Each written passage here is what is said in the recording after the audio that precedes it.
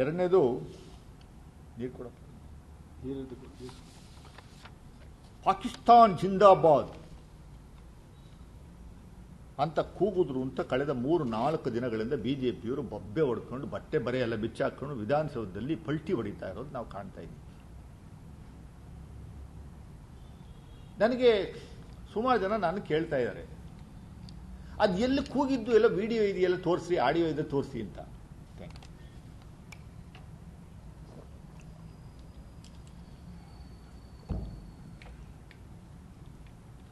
ನಾನು ಇಂಥವರೆಗೂ audio video ನೋಡಲಿಲ್ಲ. ಬಿಜೆಪಿಯವ್ರ ಹತ್ರ ಏನಾದರೂ ಇದ್ದು ದಯಮಾಡಿ ತನಿಖೆ ನಡೀತಾ ಇದೆ, ತನಿಖೆಯವ್ರಿಗೆ ಕೊಡಬೇಕು ಅಂತ ನಾನು ಆಗ್ರಹಿಸ್ತೀನಿ. ಬಿಜೆಪಿಯವರು ಕಾಂಗ್ರೆಸ್ ಪಕ್ಷದವ್ರನ್ನ ರಾಷ್ಟ್ರದ್ರೋಹಿ ಅಂತ ಅವನು ಯಾರೋ ರವಿಕುಮಾರ್ ಅವನು ಅಸೆಂಬ್ಲಿನಲ್ಲಿ ಇದರಲ್ಲಿ ಸೆಷನ್ನಲ್ಲಿ ಪರಿಷತ್ನಲ್ಲಿ ಹೇಳ್ತಾ ಇರುವಂಥದ್ದು ನಾವು ಕಂಡ್ವಿ. ಅವ್ರು ಹೇಳ್ತಾ ಇರುವಂಥದ್ದು, ಯಾರೋ ಏನೋ ಕುಚೇಷ್ಟೆ ಮಾಡಿದ್ರೆ ಅದು ಕಾಂಗ್ರೆಸ್ ಪಕ್ಷಕ್ಕೆ ಕಾಂಗ್ರೆಸ್ ಪಕ್ಷ ತಲೆ ಕಟ್ಟುವಂಥದ್ದಕ್ಕೆ ಎಷ್ಟು ಮಟ್ಟಿಗೆ ಸರಿ? ಕೂಗಿರುವಂಥದ್ದು ನಿಜವೇ ಆದರೆ ನಮ್ಮ ಪಕ್ಷದ ಮುಖಂಡರುಗಳು ಮತ್ತು ಮಾನ್ಯ ಮುಖ್ಯಮಂತ್ರಿಗಳು, home minister, deputy chief minister ಬಹಳ ಸ್ಪಷ್ಟವಾಗಿ ಹೇಳಿದ್ದಾರೆ, ನಿರ್ದಾಕ್ಷಿಣ್ಯವಾಗಿ ನಾವು ಕ್ರಮವನ್ನು ವಹಿಸ್ತೀವಿ. ಸೆಡಿಷನ್ ಕೇಸಲ್ಲಿ ಒಳಗಡೆ ಹಾಕ್ತೀವಿ, 10 ವರ್ಷ ಜೈಲಿಗೆ ಹಾಕಿಸುವಂಥ ಕೆಲಸವನ್ನು ಮಾಡ್ತೀವಿ. ನಾವು ಫೋರೆನ್ಸಿಕ್ ಲ್ಯಾಬ್ಗೆ ಕಳಿಸಿದ್ದೀವಿ, ಅದು ಬರಲಿ. ನಾಜೀರ್ ಹುಸೇನ್ ಜಿಂದಾಬಾದ್ ಅಂತ ಕೂಗಿದ್ನ ನೀವು ಪಾಕಿಸ್ತಾನ್ ಜಿಂದಾಬಾದ್ ಅಂತ ತಿರುಗಿಸಿ ಕಳೆದ 3 ದಿನಗಳಿಂದ ನಿರಂತರವಾಗಿ ನಿಮ್ಮ ತಪ್ಪುಗಳನ್ನು, ನಿಮ್ಮ ವೈಫಲ್ಯತೆಗಳನ್ನು, ನಿಮ್ಮ ಫೇಲ್ಯೂರ್ನ ಮುಚ್ಕೊಳ್ಳೋಕ್ಕೋಸ್ಕರ ಮಾಧ್ಯಮದವರಿಗೆ ನೀವು ಒಂದು ಅಜೆಂಡಾ ಸೆಟ್ ಮಾಡಿ ಕೊಟ್ರಿ, ನೆರೇಟಿವ್ನ ಸೆಟ್ ಮಾಡಿ ಕೊಟ್ರಿ. ಅದರ ಬಗ್ಗೆ ಎಲ್ಲರೂ ಮಾತಾಡುವಂಥದ್ದಕ್ಕೆ ಶುರು ಮಾಡೋದು. ಎಲ್ಲಿ ಏನು ನಡೀತಾ ಇದೆ, ಎಲ್ಲಿ ಕೂಗಿದ್ದಾರೆ ಅನ್ನುವಂಥದ್ದು ದಯಮಾಡಿ ಹೇಳಿ. ಕೂಗಿರುವಂಥದ್ದು ಬಹಳ ಸ್ಪಷ್ಟವಾಗಿರುವಂಥ ಡಾಕ್ಯುಮೆಂಟು. ಬಿಜೆಪಿಯವರು ಇದರಲ್ಲಿ ಮಂಡ್ಯದಲ್ಲಿ ಕೂಗಿರುವಂಥದ್ದು ಬಹಳ ಸ್ಪಷ್ಟವಾಗಿದೆ. ಪಾಕಿಸ್ತಾನ್ ಜಿಂದಾಬಾದ್ ಅಂತ ನೀವು ಕೇಸರಿ ಸ್ಯಾಲ್ ಹಾಕೊಂಡು ಉದ್ದಕ್ಕೂ ಸ್ಟ್ರೈಕ್ ಮಾಡ್ತಾ ಇರ್ಬೇಕಾದ್ರೆ ಪಾಕಿಸ್ತಾನ್ ಜಿಂದಾಬಾದ್ ಅಂತ ಕೂಗಿರುವಂಥ ವಿಡಿಯೋ ಇದೆ. ಅದ್ರ ಬಗ್ಗೆ ಯಾಕೆ ನೀವು ಮಾತಾಡ್ತಾ ಇಲ್ಲ ಬಿಜೆಪಿಯವರು?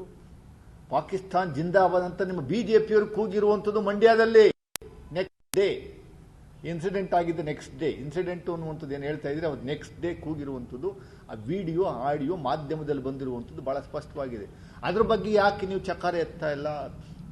ಚುನಾವಣೆ ಬರ್ತಾ ಇದೆ, ಚುನಾವಣೆಗೋಸ್ಕರ ನೀವು ಯಾವ ಲೆವೆಲ್ಗೆ ಬೇಕಾದ್ರೂ ಹೋಗ್ತೀರಿ, ಕೆರೆದು ಮಣ್ಣಲ್ಲಿ ಹುಡುಕ್ತಾ ಇದ್ದೀರಿ ಏನಾದ್ರು ಸಿಗುತ್ತಾ ಅಂತ. ಏನು ಸಿಗ್ತಾ ಇಲ್ವಲ್ಲ ಸ್ವಾಮಿ. ಇದು ನೀವು ನಮ್ಮ ಸರ್ಕಾರ ಅಧಿಕಾರಕ್ಕೆ ಬಂದ ಮೇಲೆ ಅಶೋಕ್ ಅವರು ಮತ್ತೆ ಬಿಜೆಪಿಯವರು ವಿಜಯೇಂದ್ರ ಬೊಮ್ಮಾಯಿ ಇವರೆಲ್ಲ ಸೇರ್ಕೊಂಡು ಇದನ್ನು 17ನೇ ನಾಟಕ ಎಪಿಸೋಡು ಇವು ಕ್ರಿಯೇಟ್ ಮಾಡ್ತಾ ಇರುವಂಥದ್ದು. ಸುಳ್ಳು ಆಪಾದನೆ ಮಾಡ್ತಾ ಇರುವಂಥದ್ದು 17ನೇದು. ಇದು ಸುಮ್ಮನೆ ಸುಳ್ಳು. ಮಂಗಳೂರಲ್ಲಿ ಅದು ಯಾವುದೋ ಕ್ರಿಶ್ಚಿಯನ್ ಸ್ಕೂಲಲ್ಲಿ ಹಿಂದೂ ದೇವರಿಗೆ ಅವಮಾನ ಮಾಡಿದ್ರು ಅಂತ ಟೀಚರ್ಸ್ ವಿರುದ್ಧ ಒಂದು 3 ದಿವಸ ಹೋರಾಟ ಮಾಡಿದ್ರು.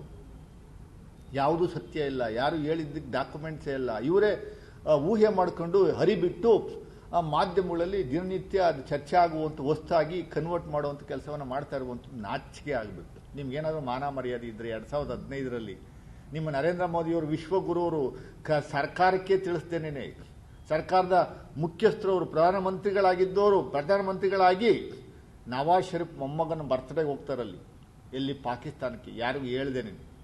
No official tour, there is no official communication. ನಾನು ಹೋಗ್ತಾ ಇದ್ದೀನಿ ಅಂತ ಹೇಳುವಂಥದ್ದೇ ಇಲ್ಲ. ಅದೆಲ್ಲೋ ಹೋಗಿದ್ದೀನಿ, ನೇಪಾಳಕ್ಕೆ ಹೋಗಿದ್ದೀನಿ, ಅಲ್ಲಿಂದ ಇದ್ದಕ್ಕಿದ್ದಂಗೆ ಹೋಗಿ ಪಾಕಿಸ್ತಾನದಲ್ಲಿ ಲಾಹೋರಲ್ಲಿ ಲ್ಯಾಂಡ್ ಆಗಿ ಅವರ ಬರ್ತ್ಡೇ ಕಾರ್ಯಕ್ರಮಕ್ಕೆ ಅಟೆಂಡ್ ಮಾಡಿ ಬಿರಿಯಾನಿ ತಿನ್ಕೊಂಡು ಬಂದು ಅಂತ ನಿಮ್ಮ ವಿಶ್ವಗುರು ಪಾಕಿಸ್ತಾನದ ಬಗ್ಗೆ, ಪಾಕಿಸ್ತಾನ ವಿರುದ್ಧ ನಿಮಗೆ ಅಷ್ಟೊಂದು ವೈಷಮ್ಯ ಇದ್ದಿದ್ರೆ ಯಾಕೆ ನೀವು ಇದನ್ನೆಲ್ಲ ಮಾಡ್ತಿದ್ರಿ?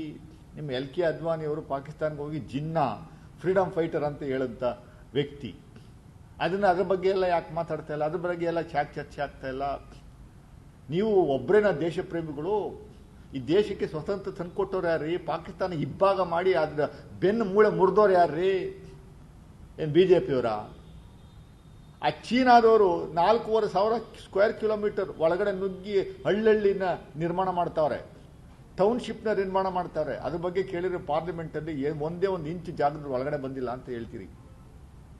ಪ್ರೂಫ್ ಕೊಟ್ಟರು ಅದನ್ನ ನಾವು ರಾಷ್ಟ್ರದ್ರೋಹಿ ಅಂತ ನಮ್ಮನ್ನು ಕರಿತೀರಿ. ರಾಷ್ಟ್ರದ್ರೋಹಿಗಳು ಬಿಜೆಪಿಯವರು, ದೇಶದ್ರೋಹಿಗಳು ಬಿಜೆಪಿಯವರು, ನಾವಲ್ಲ. ಬಿಜೆಪಿಯವರು ದೇಶದ್ರೋಹ ಮಾಡ್ತಾರೆ, ಅಧಿಕಾರಕ್ಕೋಸ್ಕರ ದೇಶವನ್ನೇ ಮಾರ್ಕೊಳ್ಳುವಂಥ ವ್ಯವಸ್ಥೆ ಇರುವಂಥ ಒಂದು ಮೈಂಡ್ ಸೆಟ್ ಇರುವಂಥ ಅದು ಒಂದು ಪಕ್ಷ. ಅದು ಆ ಪಕ್ಷದಲ್ಲಿರುವಂಥವ್ರಿಗೆಲ್ಲ ಈ ಥರ ಕಾಯಿಲೆ ಇದೆ. ಬೇರೆಯವ್ರನ್ನ ಸುಮ್ಮನೆ ಸುಳ್ಳು ಅವ್ರು ಮಾಡುವಂಥ ತಪ್ಪನ್ನ ಬೇರೆಯವ್ರ ಮೇಲೆ ಹಾಕುವಂಥ ಒಂದು ವ್ಯವಸ್ಥೆ ಇದೆ. ಇದು ನಾಚಿಕೆ ಆಗಬೇಕು ಅವ್ರಿಗೆ. ಮೂರನೇದು, 15 ವರ್ಷಗಳ ಅವಧಿನಲ್ಲಿ ಮೊಟ್ಟ ಮೊದಲಿಗೆ ಸಿದ್ದರಾಮಯ್ಯನವರ ನೇತೃತ್ವದ ಸರ್ಕಾರ ಕರೆಂಟ್ ಬಿಲ್ಲು, ವಿದ್ಯುತ್ ಶಕ್ತಿ ದರ ಇಳಿಕೆ ಮಾಡಿರುವಂಥದ್ದು. ಲಾಸ್ಟ್ ಮಾರ್ಚ್ ತಿಂಗಳಲ್ಲೇ ವಿದ್ಯುತ್ ಶಕ್ತಿ ದರ ಏರಿಕೆ ಮಾಡಿಬಿಟ್ಟು ಚುನಾವಣೆ ರಿಸಲ್ಟ್ ಬಂದ ಆದಮೇಲೆ ಜೂನ್ ತಿಂಗಳಲ್ಲಿ ಅದು ಇಂಪ್ಲಿಮೆಂಟ್ ಮಾಡುವಂಥ ಕೆಲಸವನ್ನು ಮಾಡಿದ್ದಕ್ಕೆ ನೀವು 3 ದಿವಸ ಇಡೀ ರಾಜ್ಯಾದ್ಯಂತ ಬಿಜೆಪಿಯವರು ಬೊಬ್ಬೆ ಹೊಡೆದ್ರಿ. 70 ಪೈಸೆನ 40 ಪೈಸೆ ಜಾಸ್ತಿ ಮಾಡಿದ್ದಕ್ಕೆ ಬೊಬ್ಬೆ ಹೊಡೆದ. ನಾವು ಮಾಡಿದ್ದಲ್ಲ, ನಿಮ್ಮ ಸರ್ಕಾರ ಮಾಡಿದ್ದು.